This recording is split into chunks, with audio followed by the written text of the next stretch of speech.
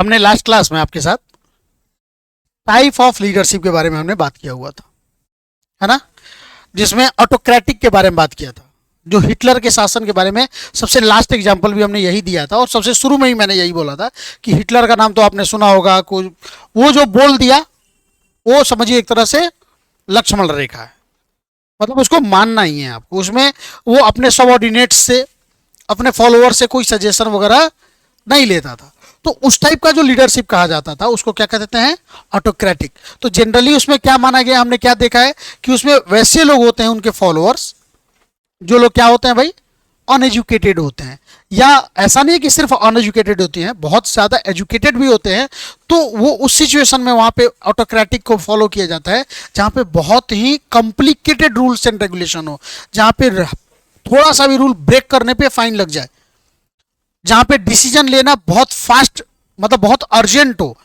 तो जहाँ पे अर्जेंट डिसीजन लेना हो वहाँ पे हम अपने फॉलोअर से बात करेंगे तो टाइम कंज्यूमिंग होगा।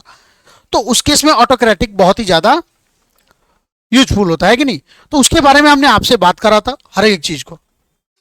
अगला आता है हमारे पास जो सेकेंड नंबर लीडरशिप है, टाइप ऑफ लीडरशिप, वो क्या कहलाता है, डेमोक्रेटिक और पार्टिसिपेटिव लीडरशिप। अच्छा, डेमोक्रेटिक आप कह लो या पार्टिसिपेटिव। डेमोक्रेटिक का आपने देखा है, डेमोक्रेटिक मतलब डेमोक्रेसी जैसे तो डेमोक्रेसी में क्या होता है, इसमें जब भी हम किसी अपने सरकार को चुनते हैं, गवर्नमेंट को हम बनाते हैं, तो कैसे बनाते हैं, क्या गवर्नमेंट क्या राजतंत्र है, राजा का बेटा राजा बनेगा, प्रधानमंत्री का बेटा ही प्रधानमंत्री बनेगा, ऐसा नहीं है हमारे यहाँ। हमारे यहाँ क्या है कि चुनाव किया जाता है। इस देश की जनता जिन्हें सरकार चुनने का फैसला करती है उन्हें ही सरकार के रूप में कुर्सी पे बिठाया जाता है कि नहीं है। तो उससे डेमोक्रेटिक से एक चीज पता लग गया कि यहाँ पे एक चीज कन्फर्म है कि लीडर को अपनी मनमानी यहाँ पे नहीं करनी पड़ेगी। ठीक है, नो डाउट लीडर प्रेफरेंस लेके चलता है, सबसे मतलब सबसे बड़े प्रेफरेंस के साथ चलता है, लेकिन फिर भी वो लीडर कब है, जब उनके फॉलोअर्स उनके साथ हैं, उनके सजेशंस को वो लीडर मानता है तब। तो वही है, या पार्टिसिपेटिव मतलब जहां पे बाकी जितने भी लोग उसके साथ, उस लीडर के साथ जुड़े हुए हैं, वो सारे के सारे लोग उसके पार्टिसिपेटिव मतलब उनके साथ बैठ के और किसी भी कार्य को करते हैं। तो वही यहाँ पे कह रहा है कि डेमोक्रेटिक और पार्टिसिपेटिव लीडरशिप में क्या किया जाता है कि एक लीडर होता है। कौन हो गया भाई, एक ये लीडर हो गया, और वो लीडर कितने, अपने जितने भी सबऑर्डिनेट्स होंगे, एक एग्जाम्पल दिया गया है कि 4 सबऑर्डिनेट्स हैं यहाँ पे। तो एक लीडर क्या करता है कि सिर्फ अपने डिसीजंस को नहीं लेता है वो, ठीक है, कोई पॉलिसी लेके आया, कोई प्रपोजल लेके आया, उस प्रपोजल पे वो सब सबऑर्डिनेट से अपने क्या करता है, बात करता है, अपने जितने भी जूनियर मतलब लोग हैं उनसे क्या करता है, वो बात करता है, या इवन सीनियर भी जो लोग मतलब जो भी बैठ सकते हैं उसके साथ, उनके साथ बात करता है, उनके भी सजेशंस लेता है कि हम ऐसा ऐसा प्रपोजल लेकर आए हैं, क्या बेस्ट रहेगा, क्या हमारे लिए ये सही होगा या नहीं होगा। और ये सब क्या करते हैं, ये लोग साथ में बैठ के, और जब भी जो बेस्ट सजेशन होता है उसी के लोग ये लोग आगे बढ़ते हैं। तो इस प्रकार के लीडरशिप को हम क्या कहते हैं, डेमोक्रेटिक। मतलब एक ऐसा लीडरशिप जिसमें लीडर सिर्फ अपना निर्णय ना लेके बल्कि वो क्या करता है, पूरे सबऑर्डिनेट्स के साथ मिलकर कोई डिसीजन ले, तो उसको क्या कहते हैं, कौन सा। तो यहाँ पे क्या होता है कि मोटिवेशन लेवल जो होता है ना उनके सबऑर्डिनेट्स का, वो क्या कहता है, हाई रहता है। वहाँ पे हमने डिमेरिट्स में पढ़ाया था ना ऑटोक्रेटिक में कि वहाँ पे मोटिवेशनल लेवल क्या होता है, उनका कम होता है कि नहीं। यहाँ पे वही चीज यहाँ पे कह रहा है कि under this style leader takes decision in consulting and participation with employees.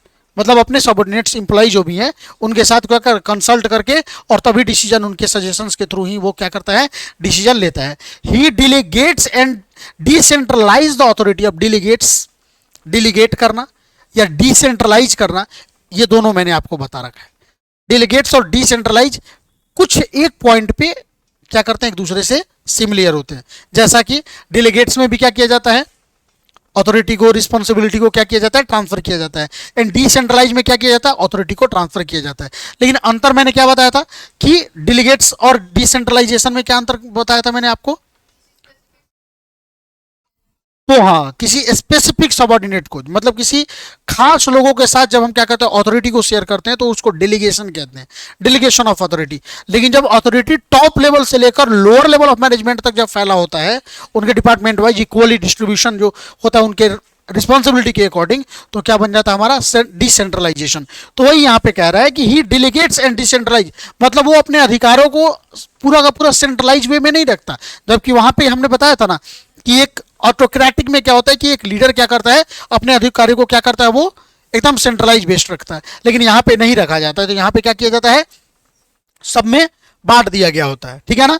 तो वही चीज है। फिर कह रहा है leader follow the opinion of majority. Leader क्या करता है, अपना मनमानी नहीं करता है, वो क्या करता है, वोटिंग टाइप करवाता है कि नहीं। और उसमें जो मेजोरिटी आ गया कि भाई अब जैसे चाहते हैं कि हम ये काम करना चाहते हैं, इसके लिए वोटिंग करवाएगा, वोटिंग करवाया, जो अगर जिसमें ज्यादा बहुमत है, जिसमें ज्यादा लोग वोट दिए हैं, उसी चीजों को वो क्या करेगा, मानेगा। तो वही कह रहा है opinion of majority. He provides freedom of thinking and expression. वो अपने किसको, सबॉर्डिनेट्स को, अपने फॉलोअर्स को, अपने एम्प्लॉय को आजादी देता है सोचने का, समझने का, डिसीजन लेने का। तो वो, तो ये सब चीजें जो है, ये सारा का सारा क्या होता है, इसमें होता है डेमोक्रेटिक या पार्टिसिपेटिव लीडरशिप में। अब इसके कुछ बेनिफिट्स हैं, इसकी कुछ विशेषताएं हैं, उन सब चीजों के बारे में। तो इसके एडवांटेज क्या है, डेमोक्रेटिक लीडरशिप की एडवांटेज क्या है। तो सबसे पहला एडवांटेज क्या करा है, improve the job satisfaction and moral of the employees.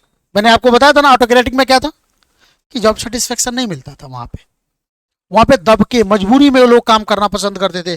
जैसे उनकी मजबूरी खत्म, रुक जाइए देख लीजिए, जैसे उनकी मजबूरी खत्म, वो लोग भी क्या करते हैं, अपना साइड लेना शुरू करते हैं। तो पहला ये हो गया। दूसरा कह रहा है improve decision making ability of subordinates.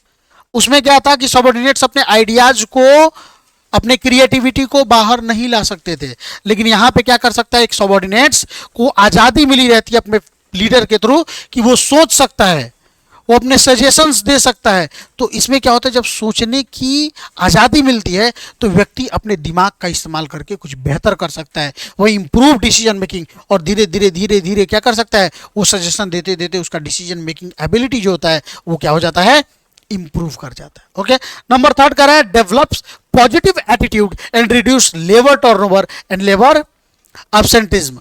मतलब एक तो सबसे पहला क्या कर रहा है, पॉजिटिव एटीट्यूड। मतलब देखते हैं ना, जहां पे बहुत दबा के लोगों से काम लिया जाता है ना, वहां पे लोग कहते हैं यार एक बार इसका काम खत्म हो जाए ना, फिर खुशी मनाएंगे, टूट जाए इसका पैर तो मजा आ जाए। मतलब सिर्फ निगेटिव मतलब थॉट लेके लोग चलता है। लेकिन जहां पे आपको अपनी जिंदगी जीने की आज़ादी हो, आपको सोचने की आज़ादी हो, तो वहां पे लोग क्या करते हैं, पॉजिटिव एटीट्यूड लेके चलता है कि नहीं भाई, जब तक उनका तरक्की नहीं हुआ तब तक हमारा तरक्की नहीं होगा, है कि नहीं है।